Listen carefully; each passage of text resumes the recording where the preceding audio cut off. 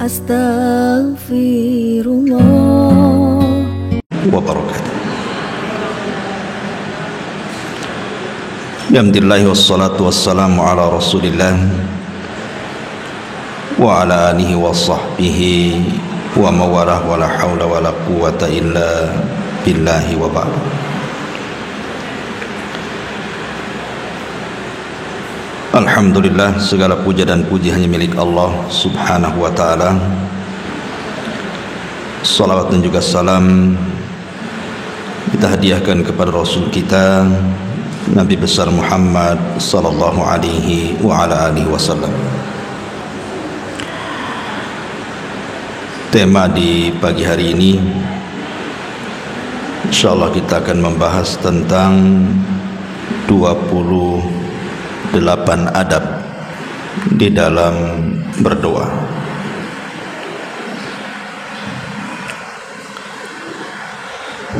Bicara tentang doa, Nabi sallallahu alaihi wasallam mengatakan bahwa doa itu adalah ibadah. Tapi anehnya sebagian manusia tidak menganggap doa itu sebagai nilai yang sangat berharga dalam hidupnya.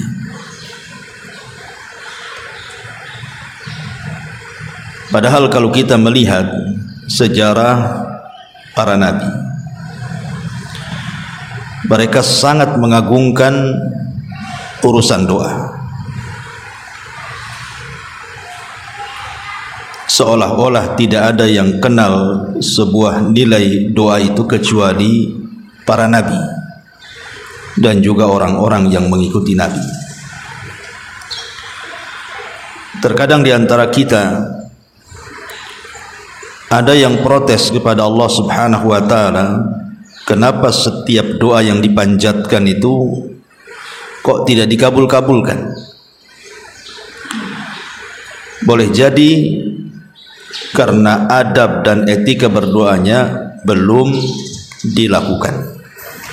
Maka inilah kita akan mencoba membahas tentang adab dan etika berdoa, karena hanya dengan mengenal adab dan etika doa inilah maka doa-doa yang kita panjatkan itu mudah untuk diijabah Allah subhanahu wa ta'ala. Langsung saja yang pertama, al-ikhlasu lillahi azza wa jalla. Berdoalah dengan penuh keikhlasan, karena Allah sendiri yang mengatakan dalam surah Ghafir ayat 14, fad'ullaha mukhlishina lahuddin walau karihal kafirun. Berdoalah kalian kepada Allah dengan penuh keikhlasan. Ketaatan itu hanya diberikan kepada Allah walaupun orang-orang kafir itu membencinya. Jadi betul-betul doa itu di atas tauhid. Jangan ada unsur kesyirikan di dalam doa itu. Seperti umpamanya doa kepada orang-orang yang sudah meninggal, datang ke kuburan meminta-minta di situ. Ini justru kesyirikan, bertentangan dengan kaidah keikhlasan, karena Anda sedang berdoa kepada selain Allah azza wa jalla, maka tidak mungkin dikabulkan kesyirikan. Maka ini yang pertama. Kemudian yang kedua, memulailah dengan hamdulillah, memuji Allah subhanahu wa ta'ala, thumma bis salati ala nabi sallallahu alaihi wasallam, kemudian diiringi dengan salawat pada Nabi sallallahu alaihi wasallam. Karena bagaimanapun memuji Allah subhanahu wa ta'ala dengan menyebut nama-namanya itu sama dengan kita bertawasul kepada Allah subhanahu wa ta'ala dengan nama-nama Allah subhanahu wa ta'ala yang agung itu. Dan itu diantara doa-doa itu mudah dikabulkan karena bertawasul dengan menyebut nama-namanya. Karena dengan menyebut nama-namanya sama dengan memuji zat yang memiliki nama itu. Logikanya begini, Bu. Kalau ibu meminta sesuatu kepada sesama manusia saja, kalau kita puji-puji orang itu, terkadang yang tadinya tidak mau ngasih pun jadi ngasih. Itu sesama manusia terjadi. Walillah al-mathalul a'la. Tentu bagi Allah permisalan yang jauh lebih tinggi dibandingkan itu. Makanya memuji Allah dalam berdoa itu penting, dengan menyebut nama-namanya. Kemudian tak lupa juga sebagai bentuk kecintaan kita kepada Rasul juga menyebut namanya dengan cara bersolawat.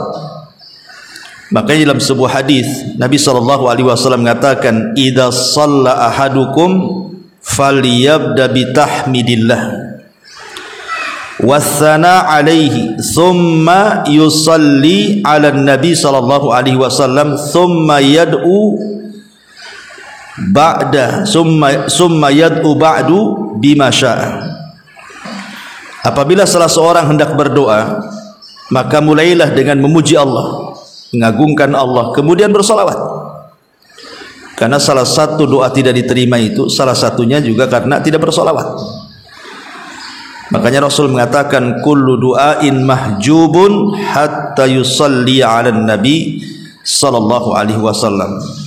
Setiap doa itu akan tertutup sampai dia bersolawat. Hadis ini dikeluarkan Imam Tabrani dan juga Imam Al-Baihaqi.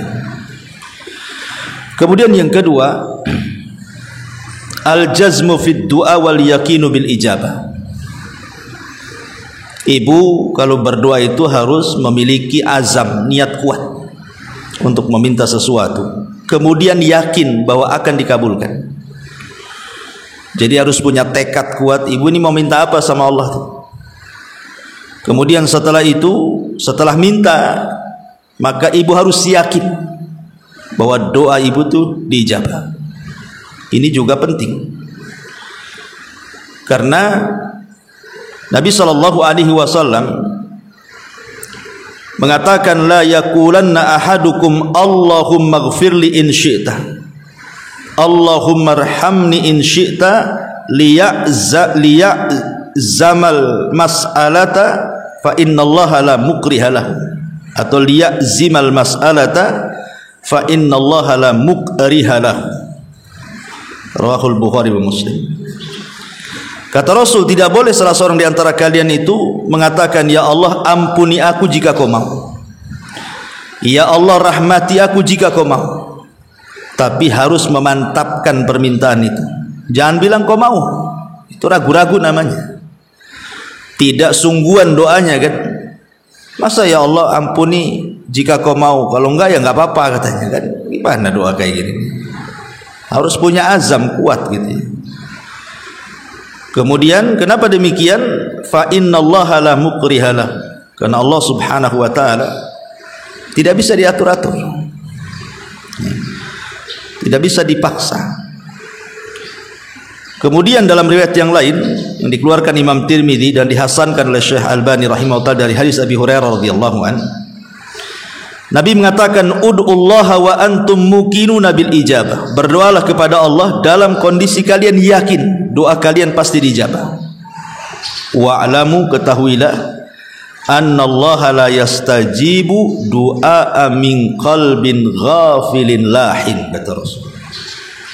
Ketahuilah bahwa Allah tidak akan pernah mengabulkan dari doanya orang yang hatinya lalai dan hatinya main-main. Dari sini penting seseorang itu meyakini pasti diijabah. Karena ada orang yang nggak yakin masalahnya, karena sudah bosan mungkin berdoa ya, kok nggak dikabul-kabulkan. Akhirnya dia berhenti berdoa karena tidak yakin kalau doanya itu diijabah. Ini yang ketiga. Yang keempat, al-ilha fid du'ai wal khusyuk. Harus adanya ilha. Ilha itu artinya merengek bahasa kitanya. Betul-betul meminta, kayak anak kecil minta sesuatu sama ibu kan gimana tuh? Pasti anak kecil itu kan merengek-rengek ya, supaya ibunya ngasih. Maka kurang lebih juga, walillahil mathalul a'la, kalau kita terus merengek di hadapan Allah Azza wa Jalla, Seperti contoh umpamanya Rasul ketika perang Badar. Nabi SAW betul-betul meminta istighatsah kepada Allah agar besok itu perang dimenangkan. Sampai-sampai Nabi SAW tidak sadar itu, ridaknya, selendangnya sampai jatuh. Kemudian Abu Bakar Siddiq radhiyallahu an mengatakan kepada Nabi SAW, ya Nabi Allah, kafaka munasyadatuka li rabbika fa innahu sayunjizu laka ma wa'adaka. Wahai Nabi Allah, cukup. Karena Rasul terus merengek kepada Allah. Kata Abu Bakar, cukup ya Rasul, cukup katanya. Karena Allah pasti akan mengikuti apa yang kau minta, dan Allah pasti akan memenuhi janjinya. Tenang saja. Abu Bakar malah menangkan Nabi SAW. Kenapa Rasul ketika itu sangat khawatir sampai melakukan doa seperti itu? Karena memang tidak pernah perang sebelumnya. Pasukannya sedikit, hanya 300, musuhnya 1000, dan itu perang perdana masalahnya. Sehingga wajar kalau Nabi SAW khusyuknya dia berdoa kepada Allah, meminta sangat kepada Allah jangan sampai dikalahkan. Sampai dalam doanya Rasul mengatakan, intahlik hadhil isabah falan tu'bad abada. Kalau kau hancurkan kelompok yang sedikit ini, habis ya Allah, kau tidak ada yang menyembah lagi. Sampai Rasul mengatakan seperti itu. Ya, ini sampai bagaimana merengeknya Rasul saat berdoa kepada Allah Azza wa Jalla. Dan harusnya kita juga gitu. Ya. Kalau perlu nangis, silahkan begitu. Kemudian yang nomor 5, harus hudurul qalbi bid du'a. Hadirkan hati saat berdoa. Karena Umar bin Khattab radhiyallahu anhu mengatakan, innila ahmilu hammal ijabah walakin ahmilu hammad du'a. Kata Umar, aku tidak memperhatikan apakah doa ini mau diijabah atau tidak, tapi yang aku fokuskan adalah doanya. Cemana doanya ini? Soal ijabah nanti belakangan, tapi soal doa ini harus fokus, kata Umar. Harus betul-betul menghadirkan hati. Itu yang susah, kadang-kadang kita lalai gitu ya. Kemudian yang nomor 6, ad-du'a'u firraha wasyiddah. Biasakan doa itu di waktu ibu senang dan juga di waktu ibu susah. Karena Nabi SAW mengatakan, man sarrahu an yastajiballahu lahu inda syada'id wal qurb falyuksirid du'a firraha'i. Barang siapa yang suka Allah mengabulkan doa-doanya di saat ibu dalam kondisi sulit, maka perbanyak doa di saat ibu sedang senang. Jangan kenal Allah itu di waktu sulit saja, di waktu senang pula lupa sama Allah. Dan itu kenyataannya di masyarakat kan. Ingat Allah itu kalau sudah nikmatnya hilang. Ya, umpamanya seseorang ketika sehatnya susah untuk beribadah, sekali kecelakaan, tabrakan, tidak bisa jalan, baru dia teringat. Kenapa waktu sehat seperti ini? Makanya lihat orang-orang sakit itu lebih banyak zikir kan. Nah, sekali-kali ibu lah ziarah ke rumah sakit, banyak orang zikir di situ. Coba kau disehatkan bu, keluar rumah sakit nyanyi deh, kan zikir lagi kan itu. Jadi ini juga diantara poin yang ke-6. Yang ke-7, la yus'alu illallah wahda.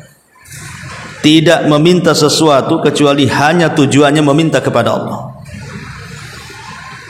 Jangan Allah itu dijadikan sampingan. Ketika sakit disandarkan kesembuhan kepada dokter, kepada obat. Ketika dokter angkat tangan, obat tak manjur lagi, baru pasrah sama yang di atas. Kan enggak seperti itu. Minta kesembuhan kepada Allah, dokter obat itu sebab saja. Ya, makanya kalau berdoa itu meminta sesuatu kepada Allah dulu. Ibu ada masalah, jangan ngadu dulu kepada orang, apalagi ngadu ke Facebook. Mana bisa Facebook kasih solusi? Ngadu ke yang punya masalah, karena dia juga yang mengangkat masalah kepada Allah. Kemudian yang nomor 8, adamu ad-du'a alal ahli wal mali wal waladi wan nafs. Jangan sampai berdoa keburukan, baik kepada keluarga, baik kepada harta, baik kepada anak, bahkan kepada diri sendiri. Tidak boleh. Karena Rasul mengatakan, Dalam sebuah hadisnya, la tad'u ala anfusikum wala tad'u ala auladikum wala tad'u ala khadamikum wala tad'u ala amwalikum. Janganlah kalian berdoa dengan doa yang buruk kepada diri kalian, kepada anak-anak kalian, kepada pembantu kalian, kepada harta kalian. Kenapa? La tuwafiqu minallahi ta'ala sa'ata lailin sa'atan nailin fiha ata fayastajibu lakum. Dikhawatirkan ketika kita ini berdoa, tiba-tiba malaikat mengaminkan, kita tidak tahu ya. Saat kita ngomong begitu kan, celaka kamu, umpamanya ngomong itu sama anaknya, tiba-tiba malaikat mengaminkan, celaka betul anak itu. Ingat pernah saya ceritakan, ada seorang syekh bercerita ketika ada seorang ibu marah sama anaknya. Ibu ini mungkin terlontar ucapan yang kurang bagus, mendoakan doa buruk kepada anaknya karena nakal. Nah, mudah-mudahan masuklah peluru itu di kepalamu, katanya. Dia ngomong begitu, anak ini masih kecil. Setelah kemudian anak ini meningkat remaja, kemudian dewasa, kemudian cari pekerjaan, keterimalah di militer, jadi tentara. Ketika latihan, tiba-tiba kawannya ini sedang main-main dengan pistol. Disangkanya pistol itu tidak ada pelurunya, ditaruh-taruh di kepalanya. Rupanya pelatuknya dipencet, keluarlah satu peluru, masuk ke kepalanya, mati. Ibunya nangis luar biasa. Baru teringat ibunya, dulu waktu dia kecil dia pernah ngomong begitu, semoga Allah sarangkan di kepalamu itu peluru, katanya. Rupanya Allah ijabah setelah dia tua, sudah dewasa kan. Nah ini jangan sampai, karena pengabulan doa itu terkadang kita tidak sadar, diaminkan rupanya sudah dewasa pula kejadian. Maka jangan mudah mendoakan keburukan kepada anak-anak, atau kepada harta, kepada jiwa, dan begitu seterusnya. Yang nomor 9, hifdzus sauti biddu'a, lirihkan suara dalam doa. Makanya ketika sahabat mengatakan kepada Rasulullah, ya Rasulullah, apakah Tuhan itu jauh sehingga kami harus memanggil, ataukah Tuhan itu dekat sehingga kita harus berbisik-bisik? Ya. Dia mengatakan aqaribun fanunaji ambaidun fanunadi, katanya. Apakah Tuhan kita dekat sehingga kita harus bisik-bisik, ataukah Tuhan kita ini jauh sehingga harus berteriak-teriak? Maka turunlah ayat wa idza sa'alaka ibadi fa inni qarib. Apabila hamba-hambaku bertanya soal aku, katakan aku dekat. Ujibu da'watad da'i, akulah yang mengabulkan setiap doa orang yang berdoa kepadaku. Maka dalam berdoa itu ud'u rabbakum tadarruan wa khufiyah.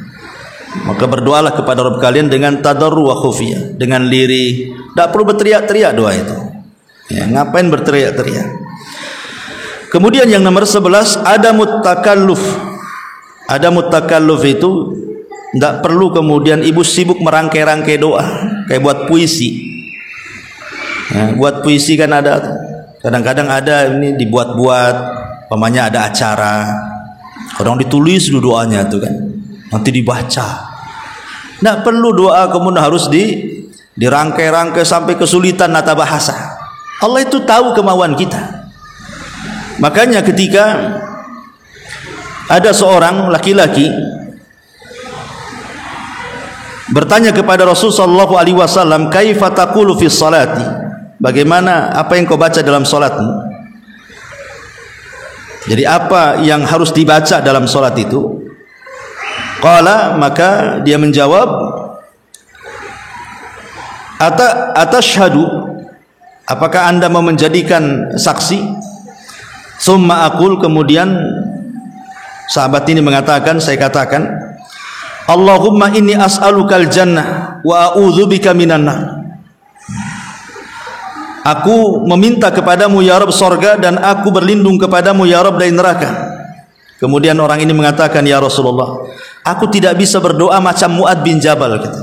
Mu'ad itu kalau doa runut, bagus bahasanya. Ya karena dia seorang ulama. Mu'ad itu, orang ini kan orang Badui, datang kepada Rasul, ya Rasul, kalau saya sholat itu hanya minta dua itu saja, ya Allah, aku minta surga, jauhkan dari neraka. Aku tidak bisa lebih baik lagi dibandingkan Mu'ad. Mu'ad itu punya, kalau doa panjang dia.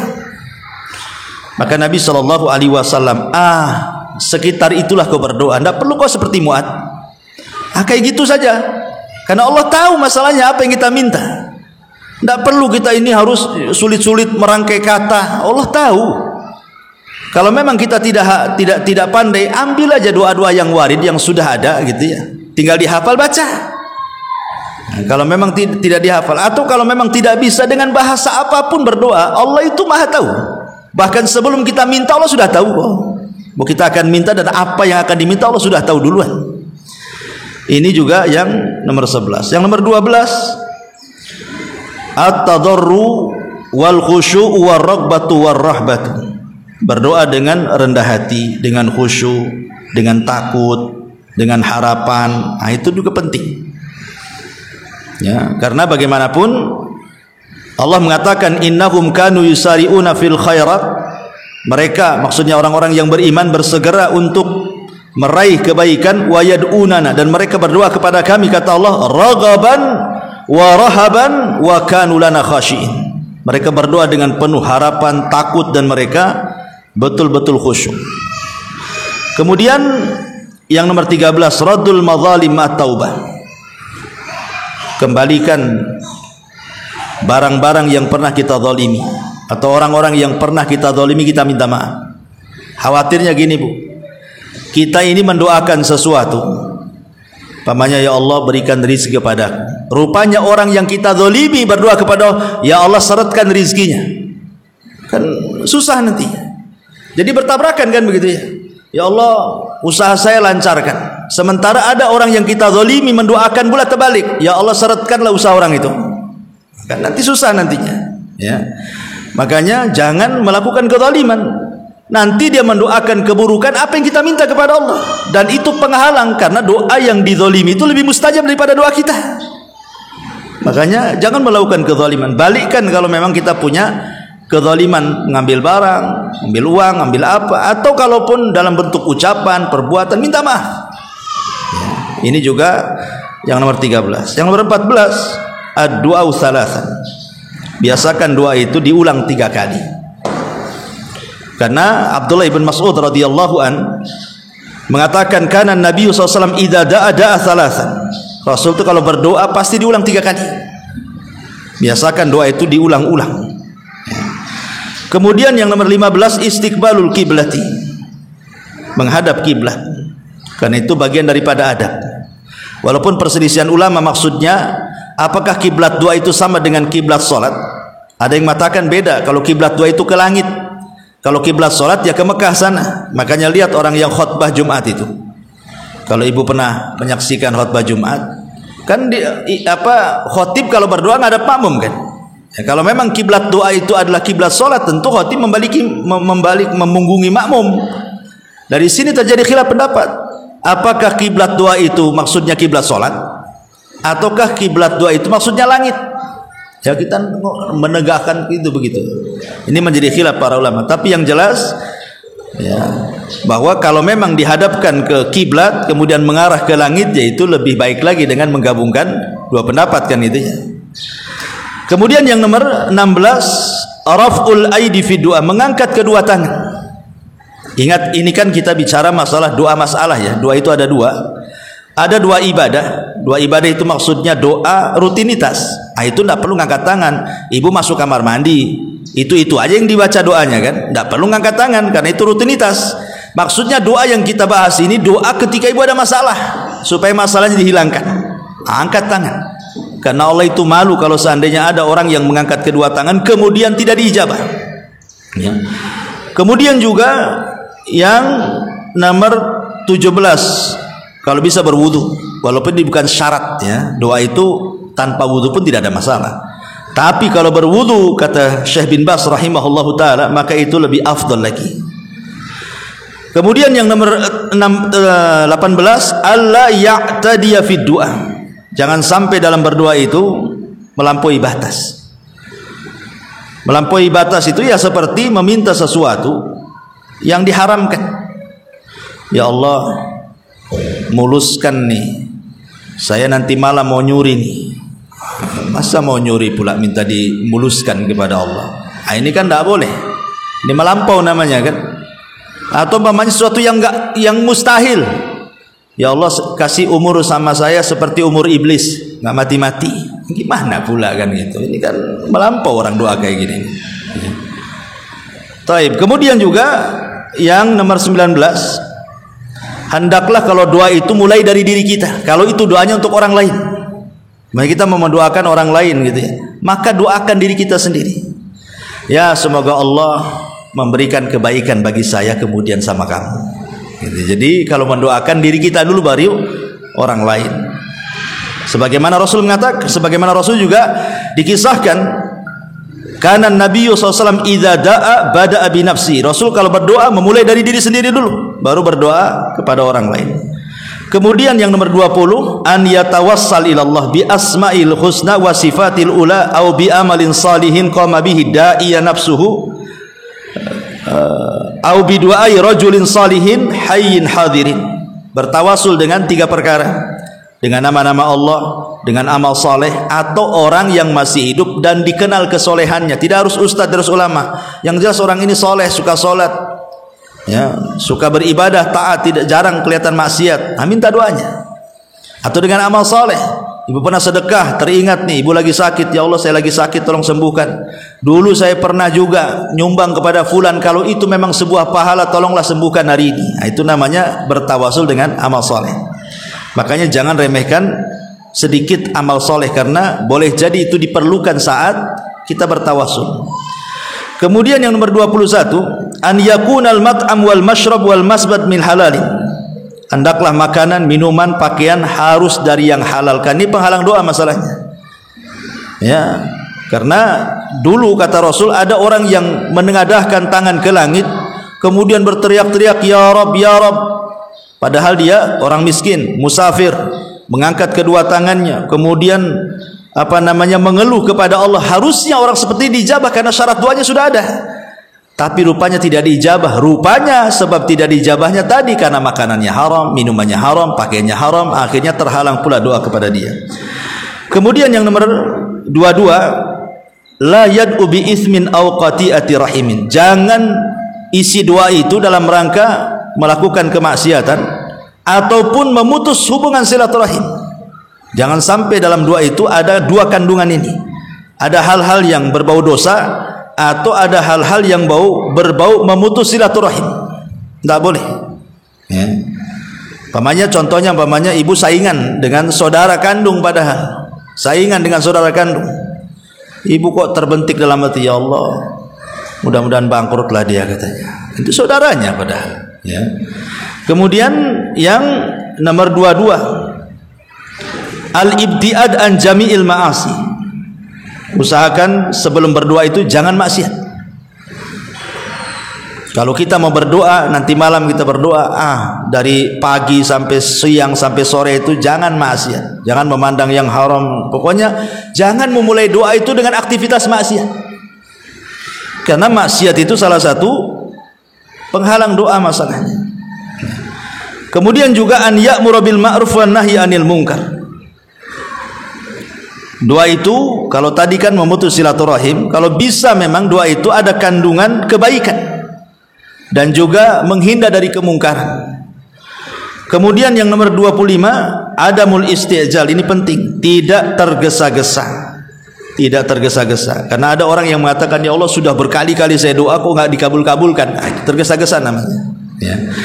Kemudian juga justru kalau dia mengatakan seperti itu, yang malah nggak dikabulkan sama Allah tuh. Saya sudah berdoa berkali-kali, bertahun-tahun kok nggak dikabulkan. Justru tidak akan dikabulkan. Tapi kalau dia terus berdoa, sebenarnya dia dikabulkan, dia nggak sadar saja tuh. Karena pengabulan doa itu kan ada 3, sering saya katakan. 1, memang sengaja jadi celengan kita di sorga. 2, boleh jadi memang kita dihindarkan dari mara bahaya. 3, boleh jadi Allah belum mengabulkan karena sebuah kemaslahatan bagi kita. Kita tidak tahu. Maka jangan istijal. Kemudian nomor 26, husnudzan, berbaik sangka dengan Allah. Jangan berburuk sangka. Ya. Karena Allah itu bersama prasangka kita. Kalau prasangka kita baik, Allah baik. Kalau prasangka kita buruk, Allah buruk pula dengan kita. Jangan berprasangka buruk kepada Allah.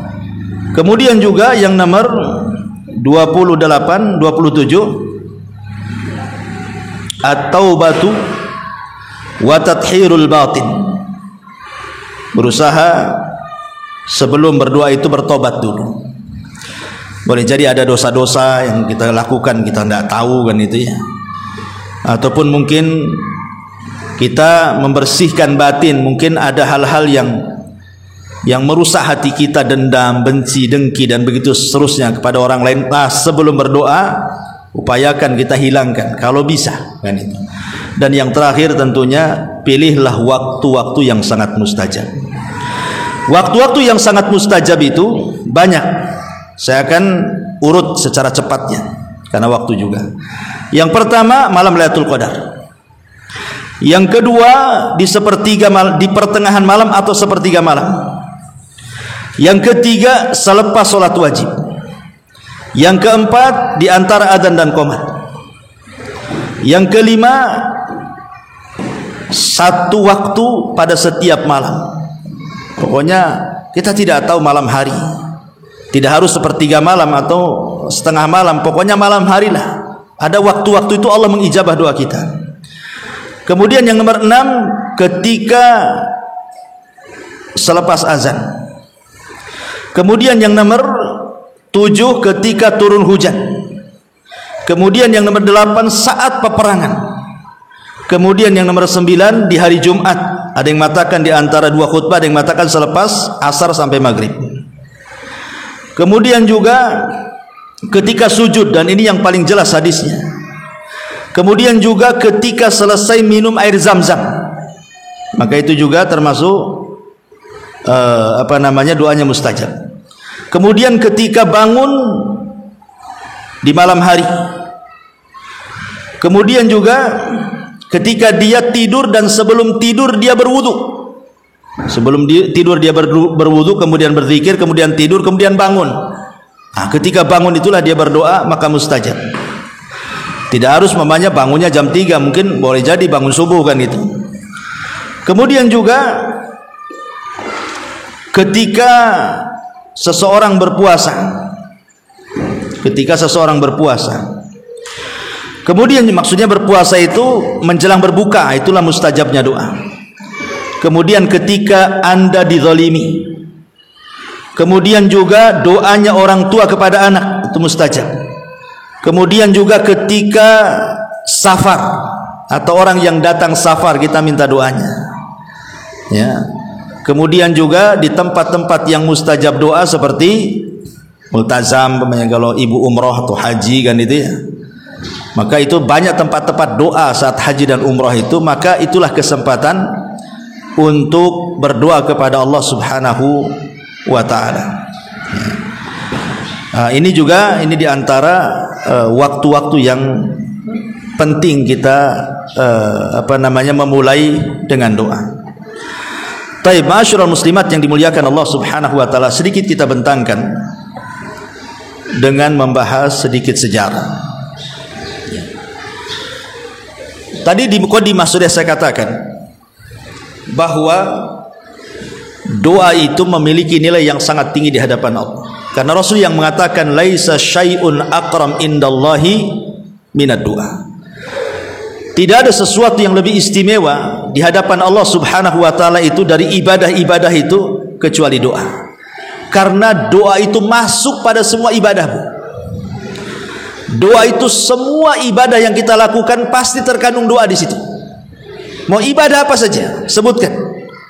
Mau ibadah mahdhah, mau ibadah ghairu mahdhah gitu ya. Semua ibadah itu terkandung doa di situ. Minimalnya ketika saat kita selesai melakukan sebuah ibadah itu kan kita berharap bahwa ibadah diterima dan ibadah ini menghasilkan surga. Makanya doa itu masuk pada semua ibadah. Dan tidak ada yang tahu nilai sebuah doa itu kecuali para nabi.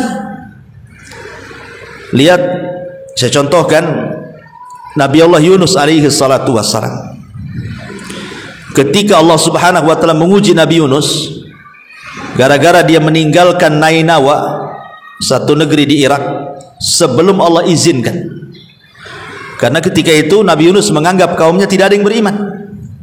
Padahal setelah kepergiannya kaumnya pula beriman. Dan tidak ada satu nabi yang semua kaumnya beriman kecuali Yunus. Yunus tidak tahu kalau kaumnya beriman, dia keburu pergi masalahnya. Ya. Tiba-tiba kemudian Allah Subhanahu wa taala memberikan ujian kepada Yunus karena dia pergi sebelum diperintah. Ketika kemudian dia berada di atas perahu, tiba-tiba nih perahu ini diputar-putari ikan besar, sehingga penumpangnya ketakutan karena ada ikan besar, karena hiu itu mungkin muter-muter di kapal itu, sehingga penumpangnya ketakutan. Ini bisa saja kemudian kapal ikan lebih besar dari kapal ini bisa saja menerkam semua yang ada di perahu, sehingga akhirnya orang-orang ini berusaha mengundi, ini harus dikorbankan satu, dikasih makan dibiar pergi gitu maksudnya. Akhirnya diundilah satu kapal itu. Rupanya yang keluar pas dikocok Nabi Yunus. Orang-orang memandang, janganlah, nampaknya dia orang soleh katanya. Yang lain saja, kalau bisa preman aja lah masukkan gitu. Ini nampaknya orang soleh ini. Dikocok lagi Yunus lagi, Yunus lagi. Di sini baru perasaan Nabi Yunus tuh. Mungkin ini kesalahan saya karena meninggalkan kaumnya begitu saja. Makanya Yunus akhirnya dijadikan umpan ikan itu. Tapi Allah Subhanahu wa taala dia yang menyutradarai semuanya. Dia memerintahkan kepada ikan itu telan dan jangan kau kunyah. Telan saja, jangan dikunyah. Kalau dikunyah matilah orang. Maka ikan itu kemudian hanya nelan saja. Maka Yunus berada di perut ikan itu. Apa yang dilakukan? Di tengah tiga kegelapan, kegelapan perut ikan, kegelapan dasar lautan, kegelapan tengah malam, harusnya Yunus meninggal di situ. Tapi Yunus tidak berhenti dari doa dan zikir. Terus dia berdoa. Dia mengatakan, la ilaha illa anta subhanaka inni kuntu minadh dhalimin. Apa kata Rasul? Siapapun yang berdoa dimukodimahi dengan doanya Nabi Yunus pasti mustajab. Jadi kalau ibu berdoa, dimulai doanya dengan la ilaha illa anta subhanaka inni kuntu minadh dhalimin, baru kemudian berdoa yang lainnya pasti mustajab kata Rasul. Makanya ketika ada kasus antara Utsman bin Affan dengan Abdurrahman ibn Auf kalau tidak salah. Jadi Abdurrahman ibn Auf ini melihat Utsman di masjid, kemudian mengucapkan salam, assalamualaikum, tak dijawab. Assalamualaikum, tak dijawab. Assalamualaikum, tak dijawab. Marah Abdurrahman bin Auf ini. Ada apa ini? Karena kalau orang dulu mengucapkan salam kok tidak dijawab itu kan aib. Ya, kita saja kalau mengucap salam sama orang gak dijawab, kayaknya ada sesuatu sama saya tuh. Marahlah Abdurrahman bin nyari Umar bin Khattab yang ketika itu menjadi Amirul Mukminin. Ya Umar, ya Amirul Mukminin, tadi aku ketemu Utsman di masjid. Aku bacakan salam 3 kali tak dijawab-jawab katanya. Maka Utsman manggil Umar ini dan mengatakan, ya Utsman, betul. Kata Utsman, enggak, aku enggak dengar katanya. Aku sampai teriak-teriak. Kata Utsman, aku tidak dengar. Memang aku tidak dengar kata Utsman itu. Makanya aku tidak kujawab katanya. Utsman kemudian bercerita, masalahnya ketika itu aku melamun. Aku melamun dulu katanya. Aku pernah bermajelis bersama Nabi gitu. Nabi mengatakan siapapun yang berdoa dengan doa ini pasti mustajab. Aku tidak tahu lafadznya. Karena ketika itu Rasul disibukkan dengan orang Arab Badui ngobrol, belum diajarkan lafadznya, langsung pergi Rasul. Jadi aku ini terpikir apa itu lafadznya itu. Abdurrahman bin Auf mengatakan aku ingat katanya. Karena aku pun ada di situ ketika Rasul pergi, aku ikut tidak di belakang katanya. Kemudian aku tanyakan langsung kepada Rasul. Kata Rasulullah kemudian bersabda seperti ini. Siapapun yang berdoa dengan doanya Nabi Yunus, sebelum dia berdoa yang lainnya pasti mustajab. La ilaha illa anta subhanaka inni kuntu minadh dhalimin. Lihat bagaimana nilai sebuah doa, akhirnya Nabi Yunus diselamatkan. Karena doa itu silahul mukmin, senjatanya orang Islam. Ya.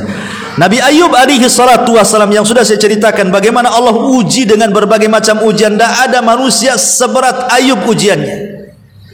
Hartanya ludes, anaknya semua mati, diberikan penyakit pula yang tidak ada pada kaumnya, sehingga orang menuduh bahwa Ayub itu melakukan kemungkaran yang tidak pernah dilakukan orang, sehingga Allah kutuk dengan penyakitnya. Terpaksalah Ayub karena dituduh menular penyakitnya harus hijrah, meninggalkan kampungnya, hidup dengan istrinya di tengah padang pasir. Kurang apa ujian kayak gini coba? Ibaratnya ibulah, ya, ludas hartanya, kemudian anak-anaknya meninggal, dikasih penyakit, diponis itu penyakit menular sama orang kampung. Terpaksalah hijrahlah di hutan Jabal Uhud sana. Kira-kira kuat, kalau enggak gila ya matilah ibu di situ tuh. Tapi lihat bagaimana kesabaran Nabi Ayub, luar biasa. Nabi Ayub tidak pernah mengeluh dengan penyakitnya. Itulah hebatnya Nabi Ayub. Makanya wajar kalau dia menjadi imamus sabirin itu, karena tidak pernah mengeluh. Justru istrinya yang tidak tahan. Dia mengatakan, ya Nabi Allah, kau kan seorang Nabi, berdoalah kepada Allah. Dirayu sama istrinya, berdoalah kepada Allah, kau seorang Nabi, nanti Allah akan kabulkan doa. Tapi Nabi Ayub mengatakan, wahai istriku, sekarang saya mau tanya, berapa tahun Allah memberikan nikmat kepada kita? Coba. Kata istrinya 70 tahun. Berapa tahun ujian yang Allah berikan kepada kita? 18 tahun. Kata Nabi Ayub, belum balance. Kita ini baru diuji 18 tahun, Allah kasih nikmat 70 tahun katanya. Kalaupun kata Nabi Ayub kita diuji dengan Allah memberikan nikmat yang sama, tahunnya sama, oke, diuji 70 tahun, dikasih nikmat 70 tahun, ini bagiku kata Nabi Ayub belum sebanding katanya. Tapi namanya Ayub juga manusia, Bu, dia bukan malaikat ya. Adalah kawannya dua orang ini, entah bincang-bincang, kedengaran pula sama telinganya Nabi Ayub itu. Apa perbincangannya? Yang satu mengatakan sama kawannya, jangan-jangan si Ayub itu penyakit-penyakitnya kok nggak pernah disembuh-sembuhkan ya? Jangan-jangan dikutuk oleh Allah. Jangan-jangan dia melakukan dosa yang tidak pernah dilakukan kaumnya. Kata kawannya, jangan ngomong begitu. Kayak ibu lah biasa kan, hus gitu ya. Kayak ibu kan itu. Janganlah kayak gitu katanya. Ya kemudian kawannya nyaut lagi, kalau bukan kutukan apa namanya? Kok tidak pernah penyakitnya adalah yang sembuh? Ini makin parah penyakitnya. Kalau bukan kutukan apa namanya katanya. Kedengaran ke telinga Ayub tuh. Dari situlah diberdoa Nabi Ayub. Tapi doanya pun tidak secara terang-terangan, tidak mengeluh kayak kita, tidak. Ayub hanya mengatakan, dia mengatakan, ya Rabb, inni massaniyadz-dzur wa anta arhamur rahimin. Hanya itu saja Ayub ngomong tuh. Ya Allah, aku yakin bahwa ini penyakit ini datang dari kamu. Dan aku yakin tidaklah engkau memberikan ujian kepadaku kecuali karena sayangmu kepada hambamu. Ayub tidak mengatakan ya Allah sembuhkan penyakitku, enggak. Ayub hanya mengatakan engkau itu zat yang maha penyayang. Maksudnya di balik penyayang itu ya tolonglah sayangi aku, sembuhkan gitu ya. Tapi Ayub tidak menyebutkan objeknya tuh. Kalau kita kan langsung kan, ya Allah saya ini asam urat, tolonglah sembuhkan asam urat saya kan itu. Saya ini penyakit gula, tolonglah sembuhkan gula saya. Tapi Ayub tidak. Dia hanya mengatakan dengan lembutnya, dengan bahasa seperti itu. Tapi Allah tahu keinginan Nabi Ayub itu. Makanya kemudian ketika dia mandi, Allah katakan, hentakkanlah kakimu itu ke bawah, nanti keluar air. Mandi kau di situ. Akhirnya dihentakkan kakinya, betul keluar air, mandi di situ. Semua penyakitnya hilang. Habis hilang, tiba-tiba datang hujan. Hujannya bukan air, belalang emas. Satu rumah belalang emas itu. Kaya lagi lah Ayub. Kemudian istri disuburkan lagi, anaknya 2 kali lipat daripada yang sebelum dia meninggal tuh anak-anaknya. Ada yang mengatakan awalnya anaknya 14, 2 kali lipat, 28 kan anaknya. Itu karena kesabaran dan doa. Itulah bagaimana kemudian para nabi menghargai sebuah doa. Dan banyak kisah-kisah para nabi yang luar biasa, mereka menghargai doa. Bahkan Nabi SAW banyak sekali mengajarkan doa kepada kita. Banyak kalau kita ini ya, baik doa yang sifatnya doa ibadah gitu ya, sebelum tidur ada doanya, setelah tidur ada doanya, masuk WC ada doanya, keluar WC ada doanya, pakai pakaian ada doanya, lepas pakaian ada doanya, masuk masjid ada doanya, keluar masjid. Semua Rasul ajarkan tuh doa tuh, macam-macam doa. Mungkin kalau kita baca setiap hari itu tidak sanggup saking banyaknya tuh. Karena Rasul paham apa itu doa. Nilai sebuah doa itu luar biasa ya. Wallahu alam, ini secara singkatnya karena juga waktu. Taib, sebelum saya tutup kalau ada yang bertanya silakan.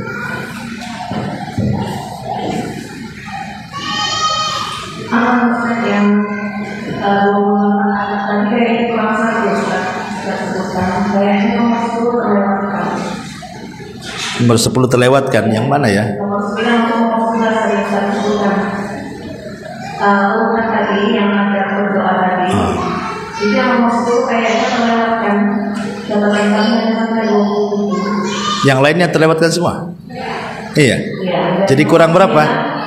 Nomor 10 kayaknya Ustaz tadi. Nomor 10. Enggak. Iya, saya pun lupa. Saya juga lupa karena handphonenya juga udah lobet. Jadi makanya saya tutup ya kan. Itulah ilmu kalau di handphone itu kayak lobet akhirnya hilang semuanya. Itu ya nggak apa-apa lah. Ini cuma pertanyaan mengingat waktu Ustaz sempit. Mungkin luar biasa ada beberapa pertanyaan mengenai zakat mal. Oke. Jadi minta tolong cara perhitungannya ya Ustaz. Itu yang agak sedikit membingungkan. Jadi seandainya ini kita punya harta dari bulan yang dikatakan cukup haul dan misalnya itu mulai kayak mana cara hitungnya Ustaz? Saya ini mulai bulan Agustus punya harta sekian, September terus apakah itu berarti Agustus tahun depan dikeluarkan semua atau kayak mana itu? Ini terkait perdagangan atau apa? Harta termasuk harta simpanan dari usaha. Ya, alhamdulillah.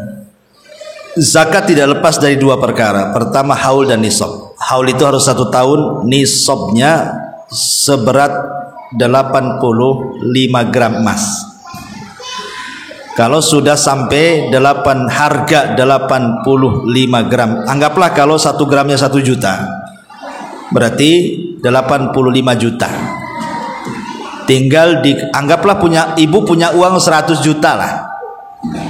Maka dikeluarkan 2,5% berarti 2,5 juta. Berarti masihlah ibu punya duit itu 97 kan gitu ya. Masih ada lah kan 97,5. Karena zakat itu 2,5% saja. Cuman yang jadi khilaf para ulama itu ketika masalah zakat mal yang berkaitan dengan perniagaan. Atau ibu punya rumah dikoskan atau punya kendaraan disewa-sewakan atau ibu seorang peniaga gitu. Yang jadi khilaf para ulama itu, apakah zakat itu hanya diambil keuntungannya ataukah dengan urudu tijarahnya, artinya modal dan untung dihitung, ataukah hanya untungnya saja? Ini yang jadi khilaf ulama. Ada yang mengatakan modal dan untungnya dihitung setelah 1 tahun. Kemudian kalau yang sudah jadi kebutuhan ibu ya tidak dihitung. Pokoknya sudah udah tiap hari makan. Ini maksudnya kan sisa uang. Pokoknya tiap bulan dapatlah untung 10 juta untuk makan 5 juta, berarti bisa nabunglah 5 juta lagi. Sudah dikumpul 1 tahun, berarti kan sudah cukup nisabnya. Kalau sudah cukup nisabnya berarti cukup haulnya. Kalau cukup haulnya dikeluarkan zakatnya.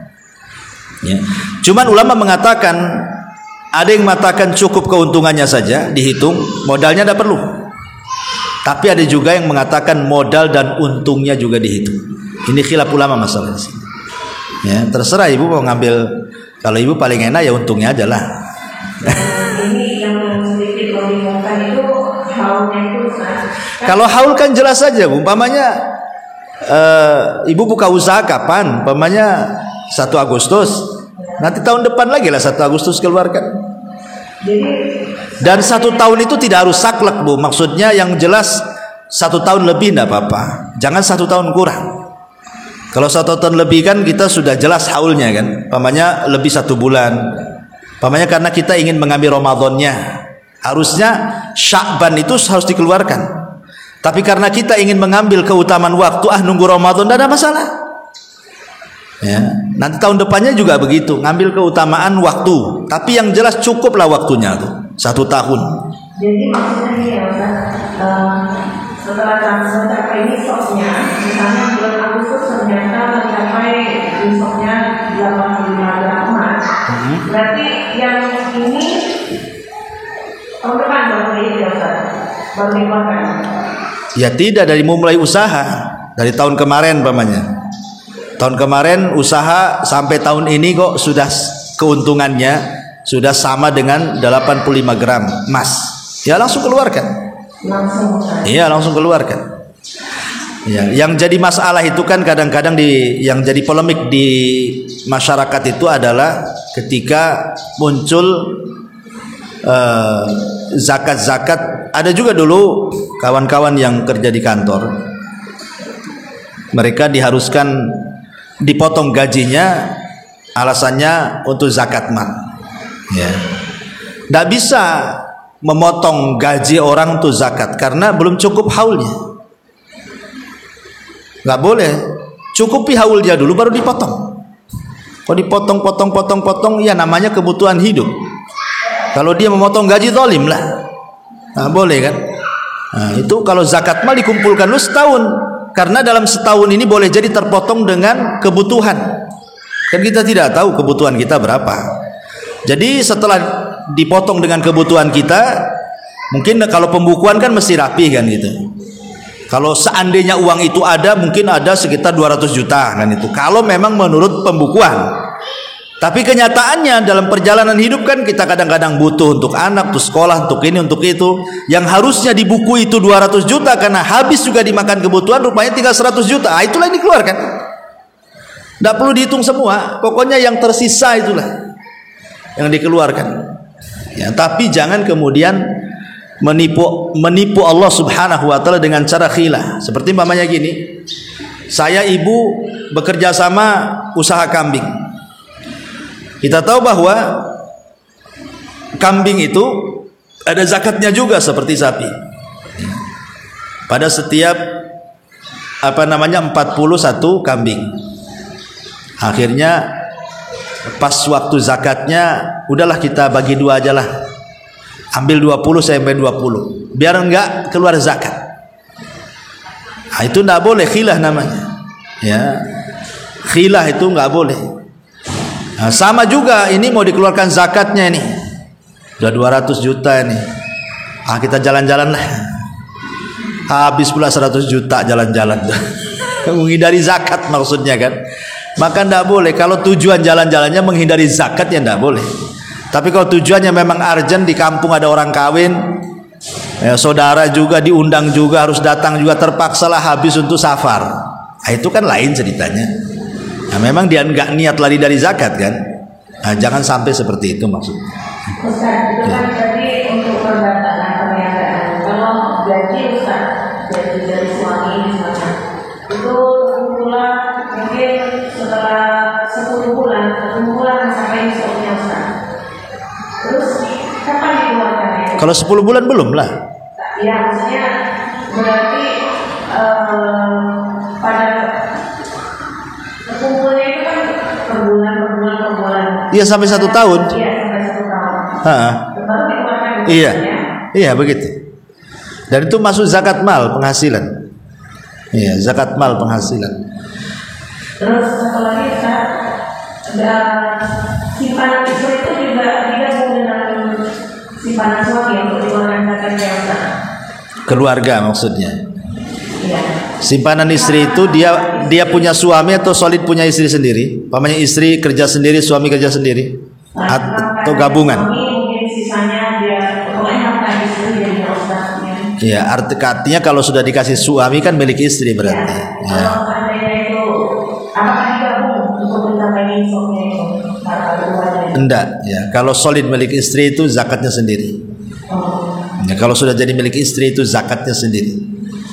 Tapi kalau memang ya harta gabungan ya dikeluarkan. Seperti istri bekerja sendiri, punya uang sendiri. Suami bekerja punya uang sendiri. Masing-masing sudah sampai nisabnya, keluarkan zakat masing-masing. Ya, karena kan memang zakat itu kan berkenaan dengan ibadah badan. Ya, ke badan orang yang punya harta itulah dia zakatkan. Ya, dia memang untuk membersihkan badan dia. Ya, memang zakat memang ibadah harta, tapi kan diantara manfaatnya adalah membersihkan badan orang yang zakat itu. Makanya setiap orang ya kalau punya uang dan sudah nisabnya keluarkan. Ya, jadi masing-masing. Wallahu a'lam. Ya, sudah. Ya, sudah. Subhanaka bihamdika asyhadu an la ilaha illa anta astaghfiruka wa atubu ilaik. Wallahu ta'ala alam. Assalamualaikum warahmatullahi wabarakatuh.